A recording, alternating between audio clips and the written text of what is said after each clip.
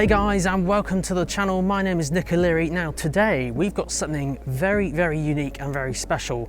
I'm with Mercedes-Benz at Mercedes-Benz World in the UK, where the new C-Class 2022 model is being showcased.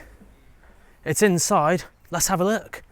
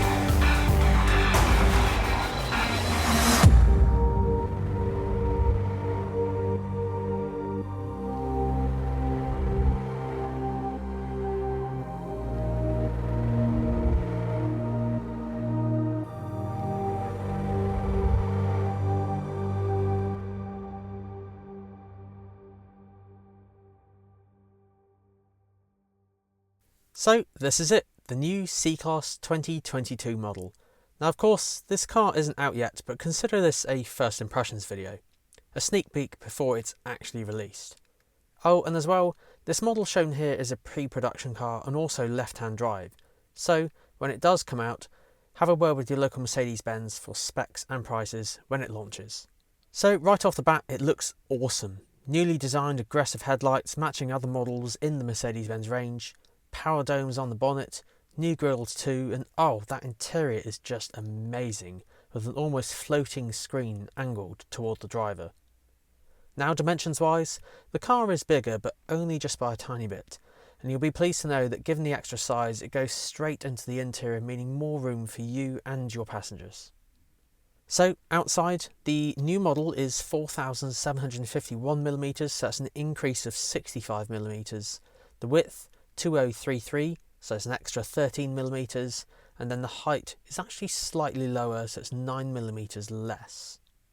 So translated, basically you have 21mm more legroom in the rear, 22mm more elbow room in the front, and then 15mm more elbow room in the rear, and then shoulder room at the front 26mm, and then shoulder room at the rear 13mm. So lots of stats. So with all that in mind, what about the boot? Well, the boot is actually a very respectful 455 litres, and one thing I noticed, it's actually got buttons to fold the seats down just like an Estate. Very practical. And speaking of Estates, the C-Class Estate offers a 490 litre boot, but more importantly with a larger opening, which makes it exactly 30 litres larger than before, and again like the previous model offers buttons in the rear to fold the seats down to really make use of that cargo space.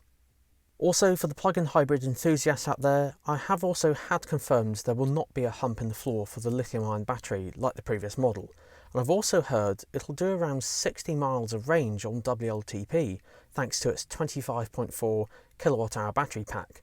Charging times to be confirmed as of yet, but again I'll cover this when it's out.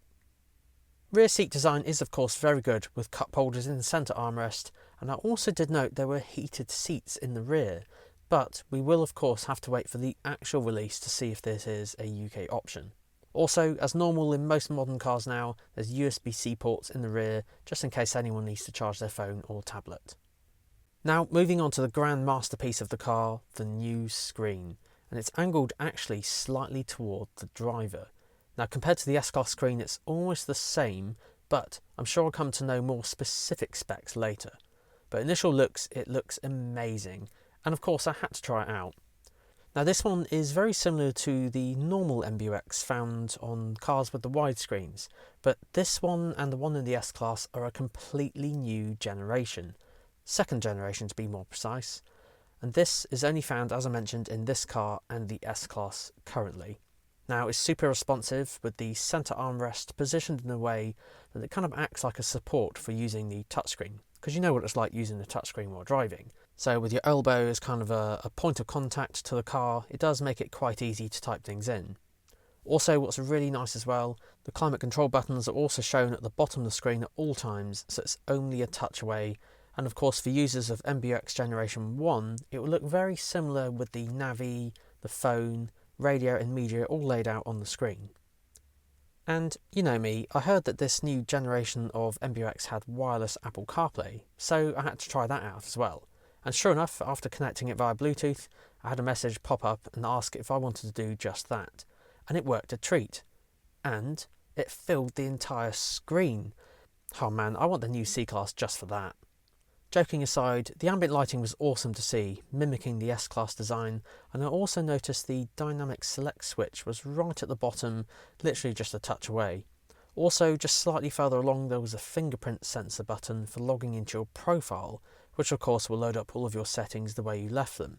So if it's the same as the other versions of MBUX, you should be able to have at least 7 different users and different profiles on here. Of course, when this car does launch, I do feel I'll probably have to do another walkthrough guide in this one. Of course, for anyone who does buy a C-Class or an S-Class, they'll probably want to know all the menus and things on the system, so I'll be sure to cover that in the future. Now, when it comes to engines, this is a big change for Mercedes. All engines are apparently going to come with some form of hybridised element, so like a mild hybrid at the minimum. So with the future approaching, the demand for electric is growing ever more, and sadly, no electric model just yet, but at least they'll have some kind of EQ boost, also known as mild hybrid, and then EQ power models, which are going to be the plug-in hybrids.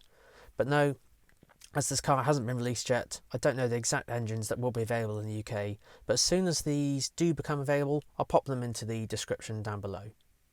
Sadly, this concludes this video as I only had a short window with the car, but a huge shout out to Mercedes-Benz World for allowing me a sneak peek access to share with you all. And I must say, their presentation at the start was amazing and the attention to detail throughout was first class. So, of course, when this car does launch, I'll do my usual review and we'll get it out on the road to show you what it can do.